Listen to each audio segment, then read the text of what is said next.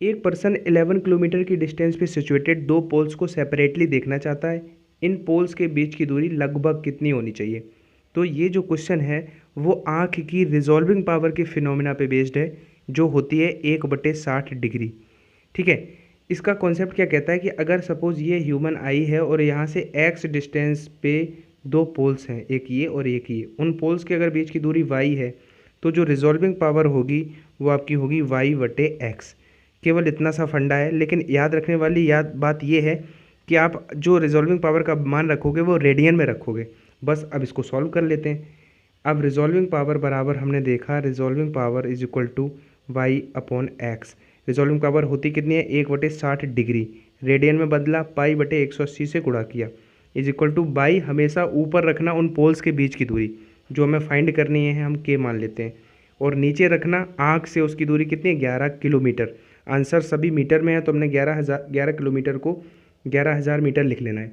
अब आपने एक टर्म देखा कि लगभग, यानी कि अप्रॉक्सीमेट वैल्यू बतानी है। तो जो पाई की वैल्यू है आप 3.14 न रख के 3 रख लो। अगर हमने 3 रखा तो 3 से ये कितने बार कट गया? 2 बार, और 2 जीरो से ये 2 जीरो कट गए, यानी कि यहाँ पे 110 आएगा, 110, और नीचे हमारा 36 रहेगा। तो लगभग ये 3 बार से थोड़ा ज़्यादा बार जाएगा, यानी कि अप्रॉक्सीमेट 3 इसका राइट आंसर है। और ये अगर आप मिसअंडरस्टैंडिंग है कि कॉम्पिटिटिव एग्जाम में अप्रोक्सीमेट वाले क्वेश्चन नहीं आते, तो ये आपकी भूल है। ये क्वेश्चन बहुत बार, एक बार नहीं 20 बार आ चुका है वेरियस एग्जाम में, जिसका आंसर 1 मीटर आता है वो भी आ चुका है। बस अब आपका कॉन्सेप्ट क्लियर है कि ऊपर रखना उनके बीच की दूरी बटे आँख से जो दूरी हो वो, उसको रिजॉल्विंग पावर के इक्वल कर दो, और रिजॉल्विंग पावर को मान हमेशा पाई/180 में रखना, और उसको अप्रॉक्सीमेट करके ऐसे फाइंड करना है। तो इसका आंसर है 3 मीटर। ठीक है, चलते हैं नेक्स्ट क्वेश्चन पे। जब एक लाइट रे है और वो कांच पर 57 डिग्री पर इंसिडेंस होती है तो टोटल पोलराइज्ड हो जाती है। अब की बार अगर मीडियम जल है, पहले क्या था? कांच था। अगर जल है तो वो एंगल क्या होगा जिस पे वो टोटल पोलराइज्ड हो जाए? बहुत अच्छा क्वेश्चन है। क्या है कि जो आपको रिफ्रैक्टिव इंडेक्स होता है, यानी कि जो अपवर्तनांक होता है, वो आपने फॉर्मूला पढ़ा होगा 10 IP, पोलराइजेशन वाले में पढ़ा है। तो इसके डायरेक्टली प्रोपोर्शनल है एंगल के। अगर डायरेक्टली प्रोपोर्शनल है तो हम ये बता सकते हैं कि अगर ये कांच वाले माध्यम के लिए 57 था और जल वाले माध्यम के लिए 57 से बड़ा होगा या कम होगा, ये ऐसे बता सकते हैं कि अगर हमें पता चल जाए इनके रिफ्रैक्टिव इंडेक्स, तो आपको पता होना चाहिए, यू शुड नो, कि जो रिफ्रैक्टिव इंडेक्स होता है वाटर का, यानी कि जल का जो अपवर्तनांक होता है, उससे कांच का अपवर्तनांक बड़ा होता है। यानी कि कांच जो होता है वो डेंसर होता है कंपैरेटिवली वाटर से, कांच जो सघन होता है। अगर रिफ्रैक्टिव इंडेक्स कांच का बड़ा है तो आपका जो पोलराइज्ड एंगल है वो भी कांच वाले का बड़ा होगा। अब कांच वाले का 57 था और जल वाले का थीटा है, तो 57 बड़ा होगा थीटा से, यानी कि बी इसका राइट आंसर हो जाएगा। क्या हो जाएगा? बी। तो ये लॉजिकल क्वेश्चन होते हैं। ऐसे क्वेश्चन एयरफोर्स और नेवी के एग्जाम में फ्रिक्वेंटली पूछे जाते हैं, जिनको देखने में लग सकते हैं डरावने, लेकिन अगर आप करने जाओगे और आपके सारे फैक्ट और फिनोमिना क्लियर हैं तो बड़े इजीली उनके आंसर फाइंड कर सकते हो without using pen and paper. अगर इन पार्टिकल्स की काइनेटिक एनर्जी सेम हो तो मैक्सिमम डी ब्रोगली वेवलेंथ वाला पार्टिकल कौन सा होगा? इलेक्ट्रॉन, प्रोटॉन या न्यूट्रॉन या अल्फा कण? तो अगर देखो, जो डी ब्रोगली वेवलेंथ होती है वो क्या होती है? h/mv। अगर बात करें वेलोसिटी के टर्म में, काइनेटिक एनर्जी में h/2mk, ये फॉर्मूला आपको पता होंगे। तो इनसे हमें केवल क्या ड्राइव करना है कि जो लेमडा है, वेवलेंथ है, वो इनडायरेक्टली प्रोपोर्शनल है m के, क्योंकि प्लांक कांस्टेंट है और k भी कांस्टेंट बताया है, यानी कि मास के व्युत्क्रमानुपाती है। यानी कि जिसका इन चारों पार्टिकल में जिसका मास सबसे कम होगा उसकी वेवलेंथ सबसे ज़्यादा होगी। तो ज़्यादा वाला पूछा है अधिकतम, तो इसका आंसर तो इलेक्ट्रॉन हो जाएगा, इलेक्ट्रॉन। लेकिन याद रखना, कई बार क्वेश्चन ऐसे भी कहेगा कि यहाँ पे वेलोसिटी सेम है इन पार्टिकल्स की, तो न्यूनतम तरंग दैर्घ्य वाला पूछेगा। तब न्यूनतम के लिए आपका मास मैक्सिमम होना चाहिए, और मास मैक्सिमम इनमें से किसका है? अल्फा कण का है। अब एक बात और बता दूं साथ में मैं, कि ये चारों पार्टिकल दिए जाएंगे और आपसे क्वेश्चन कहेगा कि इन चारों में सबसे ज़्यादा पेनिट्रेशन जो कैपेसिटी है वो किसकी है? तब आप न्यूट्रॉन के साथ जाओगे, तब इसका आंसर हो जाएगा न्यूट्रॉन। ठीक है, नेक्स्ट क्वेश्चन है कि न्यूक्लियर जो फोर्स है वो मैंने आप पिछले वीडियो में बताया था कि वो आपका कैसा है? विनिमय बल है, यानी कि एक्सचेंज फोर्स है। तो किसके रिस्पॉन्सिबल कौन है आखिर उसके लिए इन चारों ऑप्शन में से? इलेक्ट्रॉनों का, या प्रोटॉन का एक्सचेंज, या पॉजिट्रॉनों का एक्सचेंज, या मेसोनों का? तो ये फैक्ट आप याद रखना कि जो न्यूक्लियर फोर्स है वो विनिमय बल तो है, एक्सचेंज फोर्स तो है, लेकिन उसके लिए रेस्पॉन्सिबल होते हैं मेसोनों का। नेक्स्ट है किसी परमाणु का वॉल्यूम और नाभिक का वॉल्यूम का जो रेशियो होगा, निष्पत्ति होगी, वो किस कोटि की होगी। तो मैं अभी आपको बताऊंगा कि ये क्वेश्चन दो तरह से रिप्रेजेंट किया जाता है। तो क्या है कि पहले तो बाद में आपको रटवा दूंगा। पहले क्या है कि परमाणु का हमें आयतन ऊपर रखना है, तो 4/3 पाई परमाणु की त्रिज्या कितनी कोटि की होती है, 10⁻⁻10 की, उसका क्यूब, बटे नीचे रखना है काय का वॉल्यूम, नाभिक का। तो नाभिक की त्रिज्या होती है, कम होती है परमाणु से, वो कितनी होती है, 10⁻⁻15 होती है, उसका क्यूब। तो ऊपर क्यूब करेंगे, ये तो ये कट जाएगा, तो 10⁻⁻30 होगा, ठीक है। और नीचे से माइनस का 45 घात नीचे होगा, लेकिन वो ऊपर जाके जुड़ जाएगा तो +45 हो जाएगा। तो ओवरऑल 10⁻15 मिलेगा हमें। देखो अब मैं आपको बताऊं कि इसका, अब बहुतों को याद होती है इसकी निष्पत्ति, लेकिन याद रखना कि अगर ऊपर परमाणु है यानी कि एटम ऊपर है और न्यूक्लियर नीचे है, नाभिक नीचे है, तब आपका जो आंसर है तब तो वो 10⁻15 आ रहा है। लेकिन अगर ऊपर न्यूक्लियर नीचे एटम है तब 10⁻−15 आता है, ठीक है। कैसे आता है वो मैंने बता दिया। कोई चीज़ है आपको मेमोराइज तब करनी है जब उसके बिहाइंड का कॉन्सेप्ट पता हो। अब आप याद रख लो, इसका आंसर तो बी है, लेकिन इसी क्वेश्चन में अगर वो कह देता कि नाभिक के आयतन तथा परमाणु के आयतन की निष्पत्ति बतानी है, तब आंसर डी हो जाता है, ठीक है। नेक्स्ट क्वेश्चन है कि किसी जो निज अर्धचालक निज अर्धचालक को इंग्लिश में कहते हैं एक्सट्रिंसिक सेमीकंडक्टर, ठीक है। तो उसमें कोटर्स यानी कि होल्स और इलेक्ट्रॉन्स की संख्या क्या Np और Ne है, तो इन चारों में से कौन सा रिलेशन सही है। तो देखो पहला जो रिलेशन है वो आपको पता है कि पी टाइप के सेमीकंडक्टर के लिए सही है, क्योंकि पी टाइप के सेमीकंडक्टर में होल्स यानी कि कोटर ज़्यादा होते हैं और इलेक्ट्रॉन्स कम होते हैं, अल्पसंख्यक होते हैं। ये वाला रिजल्ट जो है वो एन टाइप के लिए सही है, क्योंकि एन टाइप के सेमीकंडक्टर्स में इलेक्ट्रॉन ज़्यादा होते हैं, होल्स कम होते हैं। लेकिन इसमें क्या है कि इस क्वेश्चन के लिए अगर एक्सट्रिंसिक सेमीकंडक्टर है तो जो नॉट इक्वल वाला राइट आंसर हो जाएगा कि Np not equal to Ne।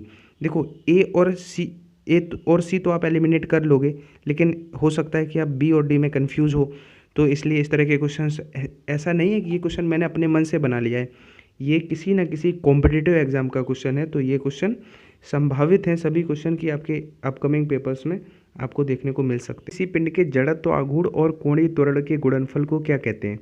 तो इस क्वेश्चन के साथ आप अपने नोटबुक में दो चीज़ें लिख सकते हो कि जो कोणीय संवेग होता है वो उसे हम जैसे डिनोटेट करते हैं वो होता है आई ओमेगा, यानी कि moment of inertia plus angular velocity.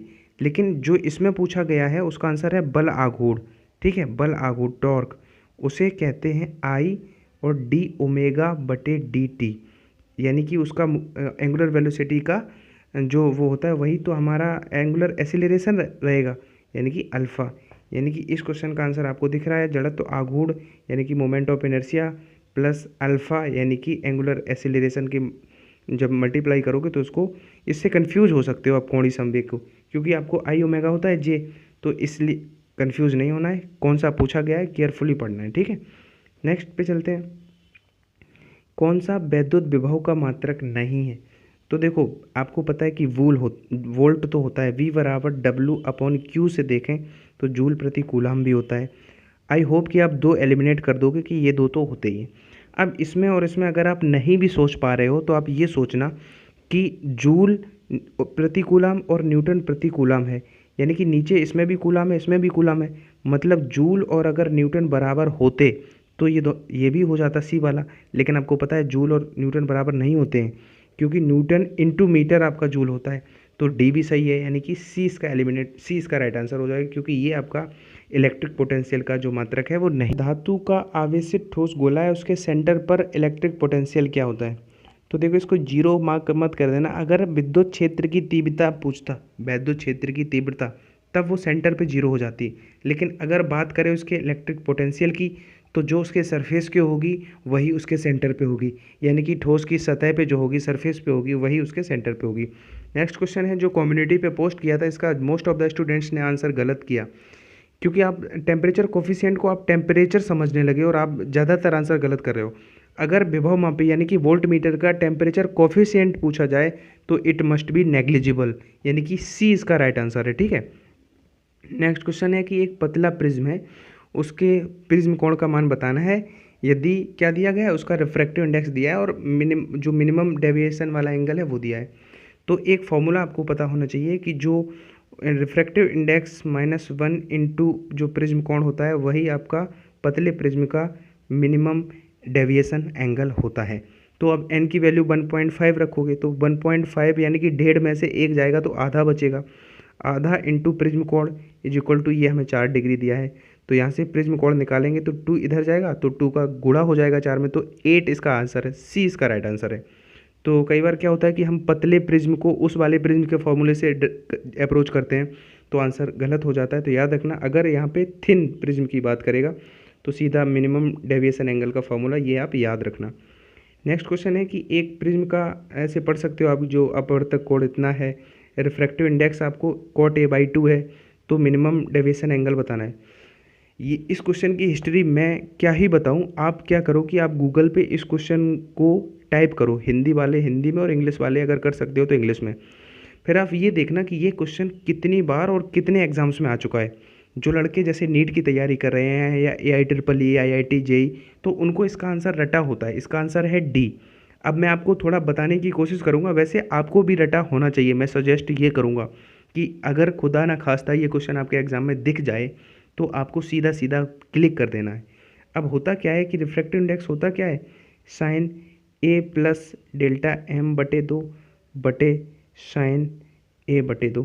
अब यहाँ पे n की जगह पे इन्होंने cot a/2 दिया है, और cot को हम साइन cos बटे साइन लिख सकते हैं, यानी कि cos a/2 बटे साइन a/2 लिख लिया। a/2 से y कट गया, और cos थीटा को हम साइन 90 माइनस थीटा लिख सकते हैं, तो इसको हम साइन π/2 माइनस a/2 लिखेंगे। अब 2 साइन से साइन खत्म होगा, ऊपर पाई माइनस ए रहेगा, तो इधर से हमें ए इधर आएगा तो पाई माइनस 2a हो जाएगा। तो अप्रोच मैंने बताई है कैसे, आपका इसका आंसर होगा डी। ठीक है, तो मैं सजेस्ट करूंगा कि इसका आंसर आप याद कर लो। एक्साइटेड हाइड्रोजन परमाणु है, उसको चार्ज करने के लिए कितनी एनर्जी की नीड होगी, तो इस क्वेश्चन का आंसर है डी। देखो, इस क्वेश्चन को कई तरह भाषाओं का हेरफेर करके प्रेजेंट किया जा सकता है। जैसे यहाँ पे अगर उत्तेजित वर्ड यानी कि एक्साइटेड वर्ड हटा दें इंग्लिश में, अगर नॉर्मली ग्राउंड लेवल से उसको हमें चार्ज करना है तो जो कहेगा कि मिनिमम कितनी एनर्जी की नीड होगी, तब आंसर ए होगा। मेरी बात ध्यान से समझना, क्योंकि ये ग्राउंड लेवल से चार्ज नहीं कर रहा है, ये एक्साइटेड ऑलरेडी है। और ठीक है, तो इसका आंसर तो 13.6 बटे n² से करेंगे, तो ग्राउंड से नेक्स्ट स्टेप वाला होता है उत्तेजित, यानी कि यहाँ पे n की वैल्यू 2 रखेंगे, तो 4 से डिवाइड करेंगे तो 3.4 या उससे कम इसका आंसर हुआ। लेकिन अगर उत्तेजित शब्द ना होता तब इसका आंसर 13.6 मिनिमम एनर्जी इतनी की नीड होती है उसको चार्ज करने के लिए। इसी क्वेश्चन को वो ऐसे भी रिप्रेजेंट कर सकता है कि एक प्रोटॉन हाइड्रोजन परमाणु का जो है वो है हाइड्रोजन परमाणु, उसके एक प्रोटॉन और एक इलेक्ट्रॉन को सेपरेट करने के लिए कितनी एनर्जी की मिनिमम नीड होगी, तब भी आंसर 13.6 इलेक्ट्रॉन वोल्ट होगा।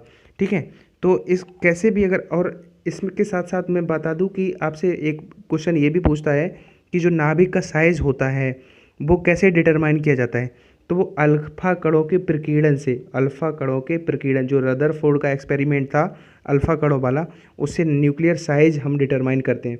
तो नाभिक के साइज के बारे में भी ये पूछा जा सकता है। मीडियम में प्रकाश की चाल इतनी है, तो माध्यम से वायु में जाने वाली प्रकाश किरण के लिए क्रिटिकल एंगल सी हमें बताना है। तो आपको पता होगा कि n जो रिफ्रैक्टिव इंडेक्स होता है वो 1/sin c, यानी कि c होता है क्रिटिकल एंगल, तो ये होता है। तो अब हमें चैलेंज ये है कि n कैसे निकालें। तो n आपको पता है कि रिफ्रैक्टिव इंडेक्स क्या होता है, निर्वात में प्रकाश की चाल जो होती है 3 × 10⁸ बटे माध्यम में प्रकाश की चाल जो आपको दी गई है 1.5 × 10⁸। तो ये सब 2 बार में कट जाएगा। तो हमें रिफ्रैक्टिव इंडेक्स 2 दिया गया था, थोड़ा लैंग्वेज के साथ खेल के, डायरेक्ट n का मान नहीं दिया था, ऐसे दिया था। अब n हमें 2 मिल गया, तो यहाँ पे अगर हम साइन c निकालेंगे तो साइन c बराबर 1/n हो जाएगा, 1/2। अब 1/2 साइन में कितने का मान होता है, साइन 30 का। तो यहाँ से हमें जो क्रिटिकल एंगल है वो मिल गया 30 डिग्री, यानी कि ए इसका राइट आंसर। तो ग्रेविटेशनल पोटेंशियल होता है, उसका डायमेंशनल फॉर्मूला क्या होता है। देखो, मुझे पता है कि 80% स्टूडेंट्स इसको सोचने लग जाओगे कि ये तो यार मैंने गुरुत्वीय विभव की बीमा तो कभी पढ़ी ही नहीं थी, इसका क्या फॉर्मूला होता है। तो कुछ ऐसी डायमेंशंस होती हैं जो आपको लॉजिकल होती है, फंसा सकते हैं एग्जाम में। तो मेरा काम है आपको हर चीज़ से वो कराना। तो गुरुत्वीय विभव की जो बीमा होती है वो होती है वर्क अपॉन मास। अब वर्क क्या होता है, एम एल स्क्वायर टी की पावर -2 बटे मास, मास से मास ये खत्म हो जाएगा तो एल स्क्वायर टी की पावर -2, यानी कि बी इसका राइट आंसर है। जो गुरुत्वीय विभव का सूत्र है वो, अब जो सी आपको दिख रहा है वो गुरुत्वीय क्षेत्र की तीव्रता लिखी है, ये भी बहुत बार पूछी जा चुकी है। तो गुरुत्वीय क्षेत्र की जो तीव्रता होती है वो होती है फोर्स, यानी कि जो ग्रेविटेशनल फोर्स बटे मास। तो वहाँ से फोर्स में जब हम मास से डिवाइड करेंगे तो गुरुत्वीय क्षेत्र की तीव्रता निकलती है, और अगर वर्क में अगर हम मास से डिवाइड करेंगे तो फिर हमारा ग्रेविटेशनल पोटेंशियल निकलता है। और जो आपको ये दिख रही है ये गुरुत्वाकर्षण नियतांक की विमा है। मैं सजेस्ट करूँगा कि आप याद कर लेना, ठीक है। निकाल तो सभी लेंगे लेकिन याद होगी तो आपका एग्जाम में बहुत टाइम सेव होगा, और बहुत ईजी होती है लेकिन बहुत बार पूछी भी जाती है गुरुत्वाकर्षण नियतांक की डायमेंशन। दो कार हैं, दो स्थानों के बीच की दूरी को अगर फर्स्ट हाफ उसके पार्ट को इतनी स्पीड से चलें और सेकेंड हाफ को इतनी स्पीड से चलें तो कार की जो एवरेज स्पीड है वो क्या होगी। तो देखो ये क्वेश्चन है, आपने देखा होगा बहुत से प्रैक्टिस सेट में दिया है। वैसे ऐसे क्वेश्चंस कम आते हैं लेकिन अगर आ जाए तो आपको मैं सिंपल इसका शॉर्ट ट्रिक बता रहा हूँ कि अगर क्वेश्चन आ जाए कि एक कार है, वो सपोज ये डिस्टेंस है, उसकी आधी दूरी x किलोमीटर प्रति घंटा से और आधी दूरी y किलोमीटर प्रति घंटा से चले और उसकी एवरेज स्पीड बतानी हो तो एक फॉर्मूला याद रखना है एवरेज स्पीड का, 2x बाई बटे x प्लस बाई। कुछ चीज़ें ऐसी होती है ये अगर याद होगी तो आपका एग्जाम में बहुत टाइम बचेगा। 2x का मतलब जो आधी दूरी है वो 40 की चाल से चली थी और आधी दूरी बची हुई 60 की चाल से चली थी, बटे नीचे दोनों को जोड़ दो, 40 और 60 जोड़ोगे तो 100 होगा, 2 जीरो से 2 जीरो कट जाएंगी, 6 का गुणा 4 में होगा 24, 24 का गुणा 2 में होगा तो 48, इसका राइट आंसर होगा डी। इसी क्वेश्चन को ऐसे भी कह सकता था कि एक स्थान ए से बी तक जाने में चाल अगर जा रहा है तब 40 की स्पीड से जा रहा है और वापस आ रहा है तो 60 की स्पीड से आ रहा है, तब एवरेज स्पीड पूछता तो सेम प्रोसेस था। ये क्वेश्चन कुछ खास नहीं है, बस इसमें मुझे आपको एक बात बतानी थी, क्या कि अगर दो वेक्टर दिए हैं और कोई समांतर चतुर्भुज की वो आसन्न भुजाएं, मतलब एक समांतर चतुर्भुज है ये, तो इसमें अगर इसके दो ये सात वाली और ये सात वाली भुजाएं दी जाएं और डायरेक्ट उसका एरिया निकालना हो तो उन दोनों वेक्टर का आप क्रॉस प्रोडक्ट निकाल देना, वही आपका राइट आंसर है, तो इसका ए राइट आंसर होगा। अब ये आप पे डिपेंड करता है कि आप क्रॉस प्रोडक्ट कितना फास्ट निकालना आता है आपको। तो वैसे आपको आता होगा क्रॉस प्रोडक्ट बहुत तेज़ी से निकालना, तो बस ये बताना था कि समांतर चतुर्भुज का अगर एरिया निकालना हो तो उन दोनों को गुणा कर देते हैं क्रॉस प्रोडक्ट। एक जो करंट कैरिंग कंडक्टर है वो क्या जनरेट कर सकता है, क्या प्रोड्यूस कर सकता है। तो जो करंट कैरिंग कंडक्टर होता है, धारावाही चालक होता है, वो केवल मैग्नेटिक फील्ड उत्पन्न कर सकता है। लेकिन अगर इसी क्वेश्चन में अगर वो पूछता कि मूविंग चार्ज यानी कि गतिमान आवेश क्या उत्पन्न कर सकता है, तब आंसर बोथ होता है, सी वाला होता है, ठीक है। मैग्नेटिक डायपोल मोमेंट m तथा लेंथ l की एक छड़ को फिगर के अनुसार मोड़ा जाता है, तब नया चुंबकीय द्विध्रुव आघूर्ण जो नया मैग्नेटिक डायपोल मोमेंट है वो क्या होगा। तो मैग्नेटिक डायपोल मोमेंट के आजकल ऐसे ही क्वेश्चन आ रहे हैं कि कहेगा वो कि एक तार है उसको एल साइज में हमने बना दिया तब क्या होगा। तो ऐसे मैंने बहुत सारे एग्जांपल आपको दिए थे, एल साइज वाले का अगर इक्वल दोनों पार्ट हैं और एल साइज में बनाया था तब आंसर हो जाता था m/√2 अगर इनिशियली वायर का m था। ऐसे ही मैंने सेमी सर्कल का बताया था, जो आपका जो आई थिंक जो सी ऑप्शन दिख रहा है ये आपका अगर एक तार को सेमी सर्कुलर मोड़ देते हैं तब अगर इनिशियली m रहा हो तो ये वाला सेमी सर्कुलर का था। लेकिन अगर ये फिगर बना के दे दिया जैसे ये वाला क्वेश्चन है तो इसको कैसे करेंगे, बहुत सिंपल है, आपको बीच का एंगल देख लेना है। आपको पता है कि एंगल बराबर होता है आर्क अपॉन रेडियस, ये फॉर्मूला सबको पता होता है, 10th में पढ़ाया जाता है हमें। तो अगर हम देखें तो यहाँ से अगर हम लेंथ फाइंड करें तो वो क्या हो जाएगी, एंगल यानी कि π/3, 60 का जो वैल्यू होता है रेडियन में वो π/3 होता है इंटू आर, ठीक है। आर का मतलब रेडियस हमने आर मान ली, तो यहाँ से हमें आर अगर हम निकालें तो आर मिलेगी 3l/π। आर हमें कितना मिलेगा 3l/π। अब आर मिल गया तो अब हमें नया डायपोल मोमेंट निकालना है m डैश, वो क्या होता है मोलर, जो उसकी पोलर जो मोल स्ट्रेंथ होती है उसमें हम एल उसकी लेंथ से मल्टीप्लाई करेंगे। अब जो नई लेंथ है वो 3l/π हो गई, तो 3l/π। अब ये देख रहे हैं हम कि ये क्या हो रहा है, 3 आपका एम एल मतलब जो इनिशियल था और बटे पाई, तो यानी कि 3/π इंटू जो इनिशियल एम था, यानी कि आप इस क्वेश्चन का आंसर हो गया बी, ठीक है। तो ऐसे फिगर बना के भी दे दे तो कोई प्रॉब्लम नहीं है, एंगल से आप चले जाओगे। अदरवाइज वैसे कहता है तो जैसे वायर है एल साइज बना दे, सेमी सर्कल बना दे या कुछ भी कर दे, दो भागों में काट दे, तो ये सारे ही केस